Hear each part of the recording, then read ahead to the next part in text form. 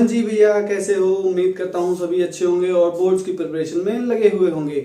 आज हम बात करने वाले हैं अपने नए टॉपिक के बारे में। बहुत ही इंटरेस्टिंग टॉपिक है। बहुत सारे फिनोमेना आपने देख रखे होंगे, यूट्यूब पे ऑलरेडी वीडियोस अवेलेबल हैं, लेकिन मैं कोशिश करूंगा थोड़ा सा मेरे वे में समझा सकूं। बात करने वाले हैं आज हम टोटल इंटरनल रिफ्लेक्शन की। बहुत इंपॉर्टेंट टॉपिक है, बोर्ड को लेके बहुत ही इंपॉर्टेंट टॉपिक है, कॉम्पिटिटिव एग्जाम्स को लेके। तो आज हम बात करने वाले हैं टोटल इंटरनल रिफ्लेक्शन की। तो समझते हैं टोटल इंटरनल रिफ्लेक्शन क्या होता है। बात करें अगर हम ये कोई सरफेस है, ये कोई एक स्मूथ सरफेस है मान लेते हैं, तो रिफ्लेक्शन के बारे में तो सबने पढ़ रखा है ऑलरेडी कि अगर ये नॉर्मल टू द सरफेस होगा, ये इंसिडेंट रे होगी, तो ये क्या हो जाएगी? रिफ्लेक्ट हो जाएगी सेम एंगल बनाते हुए। Angle of incidence should be equal to angle of reflection. ये हमने पढ़ रखा है रिफ्लेक्शन के केस में, और रिफ्रैक्शन के केस में पढ़ रखा है हमने ये इंसिडेंट हुआ, ये रिफ्लेक्शन हुआ।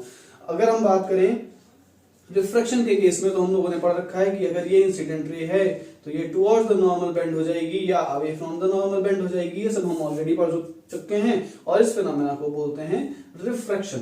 ये क्या हुआ? ये रिफ्लेक्शन है, ये रिफ्रैक्शन है। लेकिन आज हम बात करने वाले हैं नए टॉपिक के बारे में, जो है टोटल इंटरनल रिफ्लेक्शन।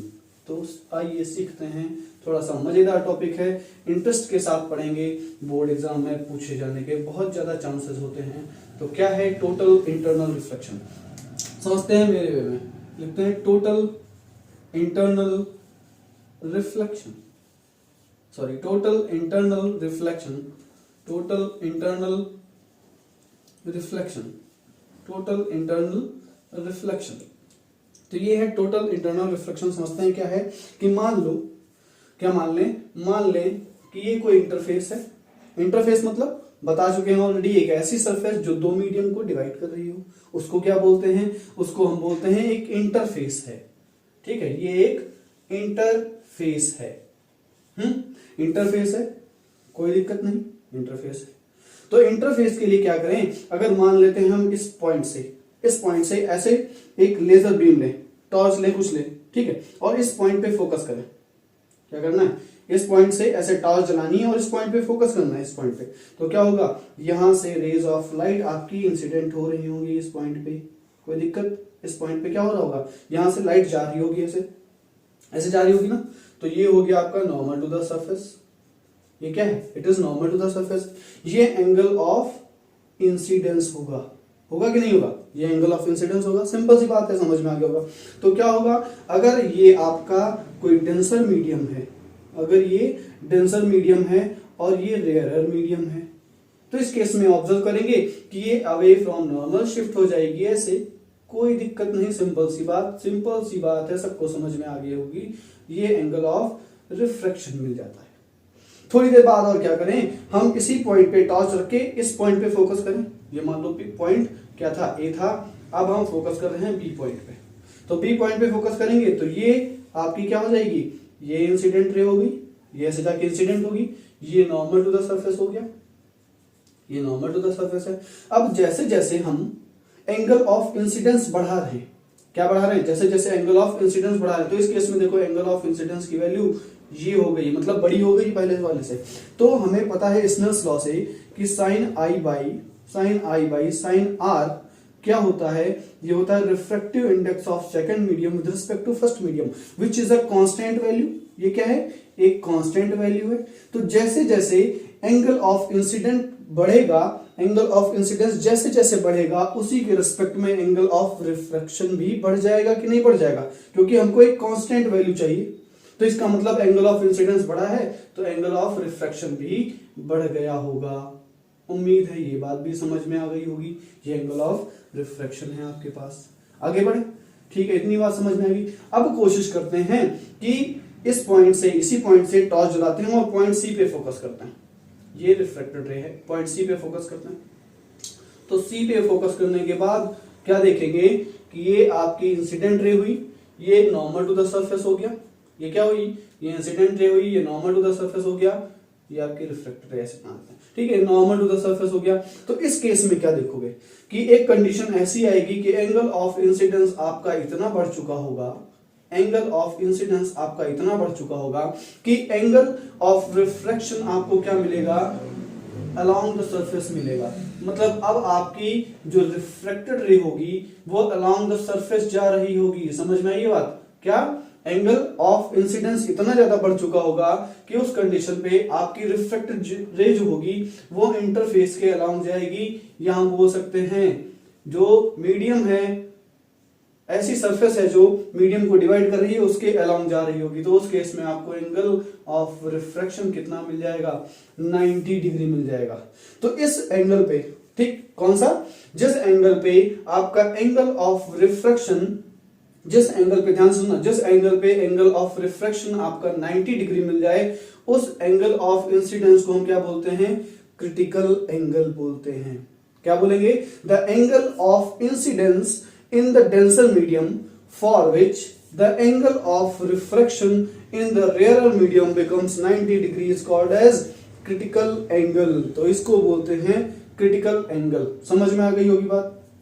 अब देखो, अब अगर कोई भी रे यहाँ पे इंसिडेंट हो रही है, अगर अब कोई भी रे उससे ज्यादा एंगल पे इंसिडेंट हो रही है, यानी क्रिटिकल एंगल से ज्यादा एंगल बन रहा है एंगल ऑफ इंसिडेंस, तो हम देखेंगे कि पूरी की पूरी लाइट से मीडियम में रिफ्लेक्ट बैक हो जाती है। ठीक, क्या होगा? 100% लाइट जो जिस मीडियम से जा रही होगी उसी मीडियम में वापस आ जाएगी। तो यहां से दो डेफिनेशंस आई। एक पहली ये क्रिटिकल एंगल की definition, angle of incidence in the denser medium for which the angle of refraction in the rare medium becomes 90 degree is called as critical angle. और जब कभी भी इंसिडेंट रे आपकी डेंसर मीडियम में incident होगी making an angle greater than the critical angle, angle of incidence क्या होगा?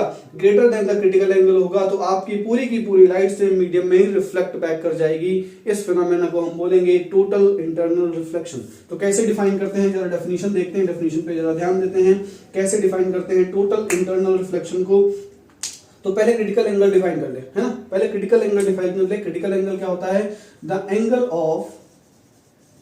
Angle of incidence, क्या? The angle of incidence in the denser medium, the angle of incidence in the denser medium for which the angle of refraction, for which the angle of refraction in the rarer medium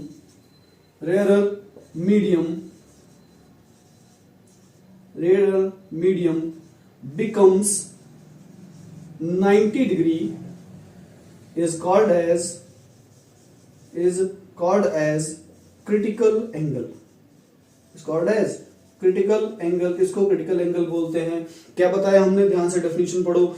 ऐसा angle of incidence किस medium में? Denser medium में, जिसके लिए angle of refraction आपको rare medium में मिल रहा हो, और कितने डिग्री का मिल रहा हो? 90 डिग्री का। तो उस एंगल ऑफ इंसिडेंस को हम बोलेंगे क्रिटिकल एंगल, और इसको हम रिप्रेजेंट करते हैं IC से। किससे रिप्रेजेंट करते हैं इसको? IC से रिप्रेजेंट करते हैं। सबने बहुत बेसिक चीजें पढ़ रखी होगी। बात करते हैं इस डेफिनेशन के बाद नई डेफिनेशन जो हम लोगों की है वो क्या है? वो हमारी है टोटल इंटरनल रिफ्लेक्शन की। तो देखते हैं टोटल इंटरनल रिफ्लेक्शन क्या है। इसी में लिख दें, आगे लिखते हैं इसी में। तो टोटल इंटरनल रिफ्लेक्शन क्या है? if the angle of incidence in the denser medium, if the angle of incidence in the denser medium is greater than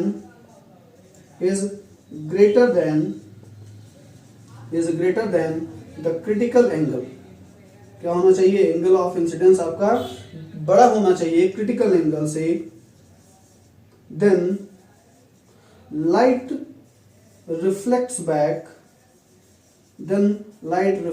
back into the same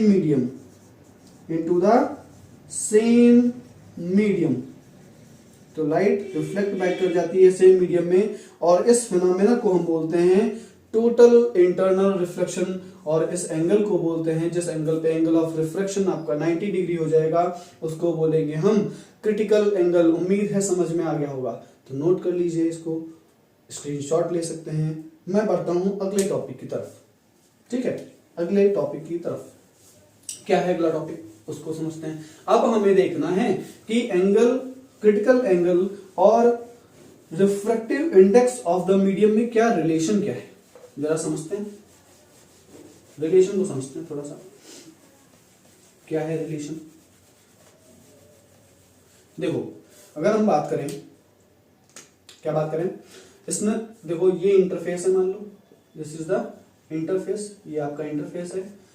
हमने बताया कि एंगल ऑफ इंसिडेंस अगर आपका greater than the critical angle है, अगर आई क्या है, greater then I सी है, angle of incidence is greater than critical angle, तो उस केस में आपको एंगल ऑफ या इंसिडेंट रे जो होगी वो टोटली क्या होगी, रिफ्लेक्ट बैक हो जाएगी सेम मीडियम में। तो इस फिनोमेना को हम क्या बोलेंगे, टोटल इंटरनल रिफ्लेक्शन बोलेंगे। अब देखते हैं कंडीशंस कौन कौन सी हैं जिन पे टोटल इंटरनल रिफ्लेक्शन का फिनोमेना होता है। तो पहली कंडीशन, ध्यान से सुनो, बहुत इंपॉर्टेंट है, बहुत ज्यादा पूछी जाती है कंडीशन, पहली इंटरव्यू में भी पूछी जा सकती है। तो पहली कंडीशन कहती है the light should move from denser to rarer medium। पहली कंडीशन ये है कि लाइट हमेशा डेंसर मीडियम से रेयर मीडियम में जानी चाहिए या फिर जा रही हो, ठीक है। हमेशा लाइट कहां से कहां जा रही हो, डेंसर से रेयर में जा रही हो, तभी टोटल इंटरनल रिफ्लेक्शन होगा। सेकंड चीज क्या बोल रही है, सेकंड चीज बोलती है कि द एंगल ऑफ इंसिडेंस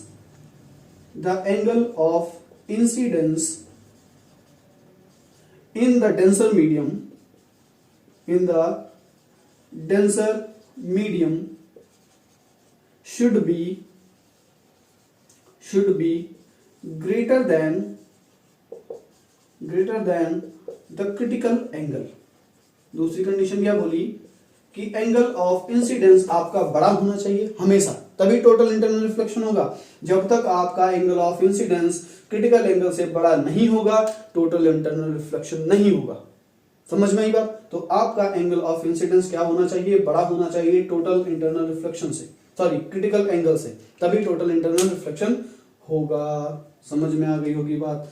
अगली कंडीशंस पे पढ़ते हैं। अगली कंडीशंस हमको देखनी क्या है, कंडीशंस दो ही थी, अब हमको देखना है मेनली, क्या देखना है मेनली, अब हमको देखना है कि क्रिटिकल एंगल और रिफ्रैक्टिव इंडेक्स में क्या रिलेशन होता है। तो अब हम बात करने वाले हैं किसके बारे में, अब हम देखने वाले हैं कि म्यू और आईसी में क्या रिलेशन है, यानी क्रिटिकल एंगल और रिफ्रैक्टिव इंडेक्स में क्या रिलेशन है। तो मान लीजिए कोई इंटरफेस है, ये आपका नॉर्मल टू द सरफेस हो गया, ये अगर नॉर्मल टू द सरफेस हो गया, ये इंसिडेंट रे हो गई किस एंगल पे, एंगल ऑफ इंसिडेंस यहाँ पे है हमारे पास क्रिटिकल एंगल के बराबर। तो उस केस में आपको एंगल ऑफ रिफ्रैक्शन कितना मिल जाएगा, ये मिल जाएगा 90 डिग्री। बड़ा बड़ा लिख रहे हैं ताकि बड़ा बड़ा देखने को मिले।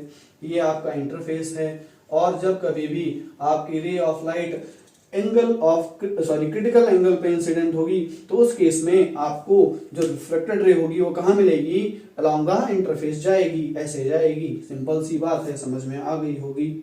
आगे बढ़ते हैं। हमको एक रिलेशन डिराइव करना है, किसमें, इसका मान लेते हैं रिफ्रैक्टिव इंडेक्स, जो फर्स्ट मीडियम है हमारा।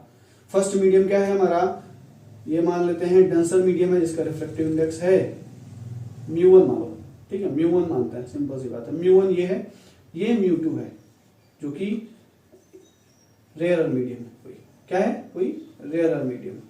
तो रेयर मीडियम का रिफ्रैक्टिव इंडेक्स हमने माना है μ2, क्योंकि रिफ्रैक्ट होने के बाद या रिफ्लेक्ट होने के बाद रिफ्रैक्ट होने के बाद क्या है, ये μ1 माना है, ये μ2 माना है। क्यों, क्योंकि लाइट रिफ्रैक्ट होने के बाद सेकंड मीडियम में पहुंच रही है, तो इसका रिफ्रैक्टिव इंडेक्स μ2 माना। अब हम क्या करें, स्नेल्स लॉ लगा दें। देखो स्नेल्स लॉ लगाओ, स्नेल्स लॉ लगाएंगे तो आएगा sine of angle of incidence divided by sine of angle of refraction should be equal to refractive index of second medium. Second medium क्या है, μ2 है, with respect to refractive index of first medium. तो sine of angle of incidence बड़ा बड़ा दिख रहा होगा आपको, कितना है, क्रिटिकल एंगल के बराबर, आईसी के बराबर। Sine of angle of reflection भी बड़ा बड़ा लिख रखा है हमने, कितना है, 90 डिग्री के बराबर। और इसको हम ऐसे भी तो लिख सकते हैं, μ2 बाई μ1, कोई दिक्कत नहीं होनी चाहिए μ2 बाई μ1 लिखने में। अब देखो जरा साइन आईसी की बात करें। साइन आईसी हमारे पास इतना है, साइन 91 होता है, पढ़े लिखे लोग हैं आप तो साइन 90 कितना हो गया 1 हो गया। μ2 हमारा ऐसे लिखा हुआ है डिवाइडेड बाई μ1 लिखा हुआ है। अब क्या करो जरा इस इक्वेशन को फ्लिप कर देते हैं, तो μ1 बाई μ2 हो गया। ये इधर को फ्लिप करोगे तो लेफ्ट हैंड साइड को भी फ्लिप करना पड़ेगा, इसको 1 अपॉन साइन IC लिख दिया हमने, 1 अपॉन साइन IC लिख दिया, कोई भी दिक्कत नहीं होनी चाहिए। ठीक, अब देखो μ1 हमारा था डेंसर मीडियम है ना, और μ2 क्या था हमारा रेयरर मीडियम था। अगर हम मान लें, क्या मान लें, ध्यान सुनना, अगर हम मान लें कि आपका सेकंड मीडियम जो है वो एयर है, क्या है, सेकंड मीडियम एयर है, तो एयर के लिए रिफ्रैक्टिव इंडेक्स कितना होता है, हमें पता है रिफ्रैक्टिव इंडेक्स की वैल्यू 1 होती है। तो फॉर एयर म्यू की वैल्यू क्या हो जाएगी, यानी μ2 की वैल्यू क्या हो जाएगी 1 हो जाएगी, है ना, बड़ा बड़ा लिख रहे हैं ताकि बड़ा बड़ा दिखे। तो μ2 की वैल्यू 1 हो गई, तो उसके इसमें μ2 की वैल्यू भैया पुट कर दो, μ2 की वैल्यू पुट कर दी, क्या पुट कर दी, μ2 की जगह हमने 1 पुट कर दिया, μ1 को हमने म्यू मान लिया, μ1 को क्या मान लिया, म्यू मान लिया, सिंपल सी बात, refractive index of the medium है, तो mu is equal to 1 upon sine IC आ गया, क्या आ गया, mu is equal to 1 upon sine IC। तो इनवर्सली प्रोपोर्शनल है क्रिटिकल एंगल और रिफ्रैक्टिव इंडेक्स। इसका मतलब अगर रिफ्रैक्टिव इंडेक्स बढ़ेगा तो क्या होगा, साइन IC की वैल्यू या IC की वैल्यू डिक्रीज कर जाएगी, यानी क्रिटिकल एंगल कम होगा उसके लिए। अगर रिफ्रैक्टिव इंडेक्स आपका ज्यादा होगा तो क्रिटिकल एंगल की वैल्यू कम, और अगर आपकी क्रिटिकल एंगल की वैल्यू ज्यादा तो रिफ्रैक्टिव इंडेक्स की वैल्यू कम। समझ में आ गया होगा रिलेशन। आगे बढ़ते हैं, जरा देखते हैं कि क्या टोटल इंटरनल रिफ्लेक्शन की एप्लीकेशन है और कहां कहां ये फेनोमेना ऑब्जर्व होता है। ठीक है, टोटल इंटरनल रिफ्लेक्शन पे बेस्ड कौन कौन से फेनोमेना हैं जो 12th क्लास में हमको पढ़ने चाहिए, समझ में आने चाहिए। तो पहला आपका है sparkling of diamond. Sparkling of diamond, भैया क्यों चमकता है डायमंड, ठीक है, हीरा हीरा लाल क्यों है, ठीक है, हीरा हीरा लाल क्यों है, क्यों भैया चमकता है इतना। तो किसी भी डायमंड की अगर हम ब्रिलियंसी की बात करें, ठीक है, ब्रिलियंसी की अगर हम बात करें, ब्रिलियंसी मतलब उसकी चमक, कितना ब्रिलियंट है, कितना अच्छा है वो, ये ब्रिलियंसी की अगर हम बात करें तो किस फेनोमेना से डिफाइन की जाती है, ये टोटल इंटरनल रिफ्लेक्शन से डिफाइन की जाती है। टोटल इंटरनल रिफ्लेक्शन कौन, TIR से भी लिखते हैं, टोटल इंटरनल रिफ्लेक्शन। तो देखा जाए अगर हम डायमंड की बात करें, अगर हम किसकी बात करें, आप अगर चाहें तो अपने वर्ड्स में लिखते रहें, ठीक है। डायमंड की बात करें तो इसका रिफ्रैक्टिव इंडेक्स क्या होता है, बहुत हाई होता है, 2.42 के आसपास होता है। क्या होता है, डायमंड के लिए रिफ्रैक्टिव इंडेक्स की वैल्यू बहुत ज्यादा, क्या, डायमंड के लिए रिफ्रैक्टिव इंडेक्स की वैल्यू बहुत ज्यादा। तो अगर हम mu is equal to 1 upon sine IC वाला फॉर्मूला देखें, mu is equal to 1 upon sine IC, तो रिफ्रैक्टिव इंडेक्स की वैल्यू बहुत ज्यादा, तो क्या होगा, साइन IC की वैल्यू बहुत कम हो जाएगी। रिफ्रैक्टिव इंडेक्स बहुत ज्यादा तो IC की वैल्यू यानी क्रिटिकल एंगल की वैल्यू क्या हो जाएगी, बहुत कम हो जाएगी। तो डायमंड के लिए क्रिटिकल एंगल की वैल्यू क्या होती है, काफी स्मॉल होती है, जो कि है 24.4 डिग्री, ठीक है, 24.4 डिग्री ये क्रिटिकल एंगल की वैल्यू है। अब डायमंड की फेसेस को कुछ इस तरीके से कट किया जाता है, देखा होगा ना, डायमंड पहले आता है तो डायमंड की फेसेस को क्या किया जाता है, कट किया जाता है, ठीक है, इसके लिए कट किया जाता है। अब कट किया जाएगा तो कभी भी अगर कोई भी एक इंसिडेंट रे एक स्मॉल एंगल पे इंसिडेंट होगी तो स्मॉल एंगल क्रिटिकल एंगल की वैल्यू बहुत स्मॉल है, तो इसमें इजिली क्या होता है, इसमें इजिली क्रिटिकल एंगल की वैल्यू अचीव हो जाती है। तो कभी भी अगर आपकी कोई भी रे इंसिडेंट हुई है which is incident at an angle of greater than the critical angle, क्या एंगल ऑफ इंसिडेंस जो है वो greater than the critical angle है, तो हम देखेंगे कि टोटल इंटरनल रिफ्लेक्शन हो जाएगा, बार बार टोटल इंटरनल रिफ्लेक्शन हो जाएगा, बार बार टोटल इंटरनल रिफ्लेक्शन हो जाएगा। तो क्या होगा, सारी की सारी लाइट जो इस डायमंड में टोटल इंटरनल रिफ्लेक्शन हो रहा है वो क्या होगी, इसी के अंदर स्टोर हो जाएगी और बहुत कम सर्फेसेस से बाहर आ पाती है। क्या होता है, जितनी भी लाइट यहाँ पे इंसिडेंट हुई है वो बार बार मल्टीपल टाइम्स उसका टोटल इंटरनल रिफ्लेक्शन होता रहता है अंदर, जिसकी वजह से लाइट बाहर नहीं आ पाती, अंदर ही स्टोर हो जाती है और हमें डायमंड चमकता हुआ दिखता है। समझ में आई वैल्यू, बात समझ में आई। तो कहीं ना कहीं डायमंड जो इतने महंगे महंगे हो रखे हैं ना, उसके लिए टोटल इंटरनल रिफ्लेक्शन रिस्पॉन्सिबल है। कौन रिस्पॉन्सिबल है डायमंड की महंगाई के लिए, टोटल इंटरनल रिफ्लेक्शन। अगर ये फिनोमेना ना होता, हमारी फिजिक्स ना होती, तो डायमंड बिकते ही नहीं। समझ रहे हो, डायमंड कोई क्यों खरीदता अगर ये चमके ही ना। अगर स्पार्कल ना करे तो कोई क्यों खरीदेगा? तो मतलब टोटल इंटरनल रिफ्लेक्शन की वजह से ही खरीदे जाते हैं। समझ में आ गई होगी बात। आगे बढ़ते हैं, आगे बढ़ते हैं, आगे बढ़े। स्पार्कलिंग ऑफ डायमंड हो गया। सेकंड एप्लीकेशन है जो टोटल इंटरनल रिफ्लेक्शन से एक्सप्लेन किया जाता है, that is mirage formation. Mirage formation, mirage formation, mirage में पढ़ने वाले हैं मिराज फॉर्मेशन के बारे में। ठीक है, मिराज फॉर्मेशन में क्या देखा होगा, बहुत सारे एक्सपेरिमेंट है मिराज फॉर्मेशन से रिलेटेड जिसको हमने देख रखा ऑलरेडी। इसको इंग्लिश में बोलते हैं, ये मिराज फॉर्मेशन है क्या, एक तरीके का ऑप्टिकल इल्यूजन है। क्या है? एक तरीके का ऑप्टिकल इल्यूजन है मिराज फॉर्मेशन। तो मिराज फॉर्मेशन के केस में देखा होगा, ऑप्टिकल इल्यूजन का मतलब क्या है? ऑप्टिकल इल्यूजन का मतलब होता है दृष्टि भ्रम। क्या होता है? मतलब दृष्टि भ्रम, एक तरीके का धोखा हो जाता है हमको। कब होता है? जरा देखो, जरा देखो, जरा ध्यान करो। ये चीज देखी होगी सबने। मान लो आप कभी भी गर्मियों के दिनों में, जब जून और जुलाई का महीना चल रहा हो और उस महीने में आप कभी बस में ट्रेवल कर रहे हो या कार में ट्रेवल कर रहे हो, तो दूर रोड पे जब देखते हैं तो हमें क्या, रोड गीली दिखाई पड़ती है ना, ऐसा लगता है वहां पानी फैला हुआ है। ये सबने ऑब्जर्व कर रखा होगा डेली। नहीं देखा है तो भैया देखो अगली बार से। ये सब फिजिक्स के फिनोमेना है और देखने हैं, समझने हैं आपको क्यों हो रहे हैं। तो जब कभी भी दूर रोड पर देखते हैं, दूर क्या देखते हैं, रोड पर देखते हैं, तो आपको ऐसा महसूस होता है कि वहां पे क्या है, पानी फैला हुआ है। और पानी फैला हुआ है तो वो सरफेस जो है वो एक रिफ्लेक्टिंग सरफेस की तरह काम करती है। कैसे काम करती है? एक रिफ्लेक्टिंग सरफेस की तरह काम करती है। तो रोड के आसपास जो पेड़ लगे हुए हैं ना, उनकी इमेज आपको कैसी, इन्वर्टेड दिखती है उसमें। ये रोड पे देखा होगा। रोड पे क्या है, जब कभी भी गर्मियों के दिनों में बहुत दूर रोड पे देखोगे तो आपको दिखेगा कि वहां पे पानी फैला हुआ है और उसमें इन्वर्टेड इमेज बन रही है आसपास के पेड़ों की। ये ऑप्टिकल इल्यूजन ऐसा इल्यूजन है जो आप डेजर्ट एरिया में भी ऑब्जर्व कर सकते हो, क्योंकि वहां भी टेम्परेचर बहुत हाई रहता है ना, सैंड है तो वहां टेम्परेचर हाई रहेगा। तो होता क्या है एक्चुअली, देखते हैं क्या होता है।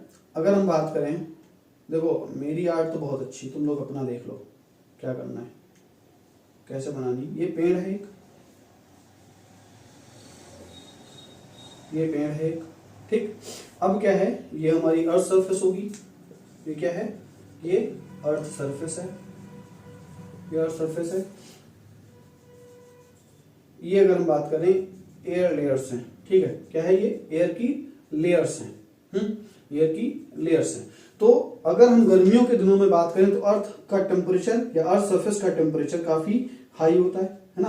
अर्थ सरफेस का टेम्परेचर क्या होगा, बहुत ज्यादा होता है, ठीक। अब जैसे जैसे हम अर्थ सरफेस से ऊपर बढ़ते जाते हैं, एयर लेयर्स का टेम्परेचर क्या होगा, एयर लेयर्स का टेम्परेचर डिक्रीज होता जाएगा, है ना। एयर लेयर्स का टेम्परेचर क्या होगा, कम होता जाएगा। अब जैसे ही एयर लेयर्स का टेम्परेचर कम होता जाएगा तो डेंसिटी उसकी बढ़ती जाएगी। क्या होगा, एयर और डेंस होती चली जाएगी। अब देखो, अगर हम मान लें कि सन से आ रही है रेस और रिफ्लेक्ट होके हमारे एटमॉस्फेयर में एंटर कर रही है, सन से आ रही है ऐसे रेस, ठीक है, इस पेड़ से टकरा रही है और टकराने के बाद क्या हो रहा है, हमारे एटमॉस्फेयर में एंटर कर रही है। तो हम जानते हैं जब कभी भी रेस डेंसर से रेयरर मीडियम में मूव करेंगी, ये ऊपर वाली ज्यादा डेंस है, नीचे वाली कम डेंस है, तो डेंसर से रेयरर मीडियम में ट्रेवल करेंगी तो क्या होगा, ये अवे फ्रॉम नॉर्मल शिफ्ट होंगी। तो यहाँ भी normal, away from normal shift हो रही हैं, अवे फ्रॉम नॉर्मल शिफ्ट हो रही हैं। लेकिन एक कंडीशन ऐसी आएगी जब आपका एंगल ऑफ इंसिडेंस ये जो बन रहा है, ये एंगल ऑफ इंसिडेंस बन रहा है ना, तो ये जो एंगल ऑफ इंसिडेंस बन रहा है ये आपका क्रिटिकल एंगल से ज्यादा हो जाएगा, है ना। क्रिटिकल एंगल से क्या हो जाएगा, ज्यादा हो जाएगा। तो उस केस में देखो क्या है, दोनों कंडीशंस फुलफिल हो रही हैं। कौन सी कंडीशन, जो अभी टोटल इंटरनल रिफ्लेक्शन में बताई थी कि डेंसर से रेयरर मीडियम में लाइट रे जानी चाहिए, पहली चीज। दूसरी चीज, angle of incidence should be greater than the critical angle. तो दोनों कंडीशंस अगर फुलफिल हुई, जैसे ही आपका angle of incidence critical angle से ज्यादा होगा, ये लाइट रे रिफ्लेक्ट बैक कर जाएगी सेम मीडियम में, ऐसे रिफ्लेक्ट हो जाएगी, ठीक। तो अगर ये रिफ्लेक्ट हुई और हमारी आंख मान ले यहाँ पे है, हमारी आंख कहाँ पे है, यहाँ पे है, तो हमने पहले जान रखा है कि चीजें हमको उस एंगल पे दिखती हैं जिस एंगल पे लाइट रिफ्लेक्ट होकर हमारी आंखों तक पहुंचेगी, लाइट रिफ्लेक्ट होकर हमारी आंखों तक पहुंचेगी। तो हमको क्या दिखेगी, इस पेड़ की एक इन्वर्टेड इमेज दिखेगी यहाँ पे इस शेप में, ठीक है। पेड़ की क्या दिखेगी, एक इन्वर्टेड इमेज दिखेगी आपको, उल्टी ऐसे इन्वर्टेड इमेज दिखेगी आपको, ठीक। तो ये होता है क्या, ऑप्टिकल इल्यूजन, दृष्टि भ्रम या मिराज फॉर्मेशन। तो रोड पे आपको इन्वर्टेड इमेज दिखेगी, उसी उसी वेट वाले सरफेस एरिया में जो आपको रोड पे आगे दिख रहा होगा, उसमें आपको पेड़ पौधों की उल्टी इमेजेस दिखेंगी ऐसे। इसको क्या बोलेंगे? ऑप्टिकल इल्यूजन बोलेंगे। और ये फिनोमेना आपका कहाँ कहाँ ऑब्जर्व होता है? ये फिनोमेना आपका डेजर्ट एरिया में भी ऑब्जर्व होता है। अगले टॉपिक पे बढ़ते हैं, ठीक है, अगले टॉपिक पे बढ़ते हैं। हाथ गंदा हो गया यार, रुमाल उधर छूट गया है कैमरे के साइड, समझ रहे हो ना, रुमाल उधर छूट गया है। चलो कोई बात नहीं, गंदा हो गया हाथ। बात करते हैं, अगला एक और एप्लीकेशन है इसका, क्या है? Optical fibre. ऑप्टिकल फाइबर, तो इसको समझते हैं क्या होता है ऑप्टिकल फाइबर, क्या होता है? ऑप्टिकल फाइबर एक तरीके का इंस्ट्रूमेंट है। क्या है? एक तरीके के पाइप्स हैं, इस तरीके के कुछ इसमें कोटिंग रहती है, ऑप्टिकल फाइबर्स, ठीक, ऑप्टिकल फाइबर्स। तो इस अंदर वाले पोर्शन को बोलते हैं कोर, ठीक, और इसका रिफ्रैक्टिव इंडेक्स हाई होता है। अभी समझते हैं क्या होता है, पहले लिख लें। रिफ्रैक्टिव इंडेक्स इसका मान लें म्यू है, जो कि हाई होता है। इसको बोलते हैं क्लैडिंग। क्या बोलते हैं इसको? क्लैडिंग बोलते हैं। इसका रिफ्रैक्टिव इंडेक्स कोर के कंपैरेटिवली कम होता है। इसका रिफ्रैक्टिव इंडेक्स कोर के कंपैरेटिवली क्या होगा? कम होगा। तो इसका मान लो म्यू1, इसका मान लो म्यू2। तो म्यू2 जो है वो कम होगा म्यू1 से, यानी क्लैडिंग का जो रिफ्रैक्टिव इंडेक्स होगा वो कम होगा। फिर इसके ऊपर क्या होती है? एक प्लास्टिक की कोटिंग टाइप की होती है, ठीक है, प्लास्टिक की कोटिंग टाइप की होती है, कोटिंग टाइप की होती है ये, ठीक। तो ये क्या है? पाइप के ऊपर एक पाइप चढ़ी हुई है, फिर एक और पाइप चढ़ी हुई है। अब क्या करेंगे? एक तरीके की ग्लास की बनी होती है, ठीक है, ये भी ग्लास की होगी, ठीक। क्लैडिंग मतलब एक कवर, सॉरी, क्लैडिंग मतलब एक कवर टाइप का होता है। और ये जो आपका कोर होता है ये ग्लास का होता है, कोर जो होगा ग्लास का होगा। अब क्या होगा?